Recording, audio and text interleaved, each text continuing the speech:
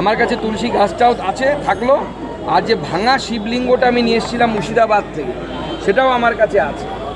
মাননীয় মুখ্যমন্ত্রী যদি নিতে চান ভালো, নাহলে যেদিন উনি বিরোধী দলনেত্রী হবেন, হয়তো এরপর হেরে গেলে তো উনি বিরোধী দলনেত্রী হবেন, সেদিন উপহার স্বরূপ আমাদের সরকারের তরফ থেকে এই দুটো পাঠাবেন। সুকান্তরা, যেখানেই উত্তেজনার ঘটনা ঘটছে বা এই ধরনের ঘটনা ঘটছে, সেখানে পাল্টা বিজেপিকে দোষারোপ করা হচ্ছে এবং আরএসএসকে দোষারোপ করা হচ্ছে। দেখুন, আজকে আমি এই বিষয়টিও আপনাদের সামনে স্পষ্ট করতে চাই। আমি এখানে বসে থেকে যে খবর নিয়েছি, পুলিশ তার অপদার্থতার দায় আরএসএসের উপর চাপানোর চেষ্টা করছে, বিজেপির উপর চাপানোর চেষ্টা করছে।